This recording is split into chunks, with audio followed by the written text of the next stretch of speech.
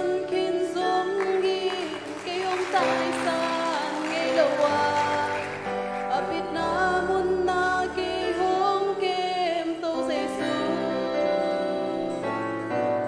sim lấy lái lung đâm ôm lâu rồi cái ông lùi xa không làm sao cả vai kem bèo dây khu xuống tung khiến ta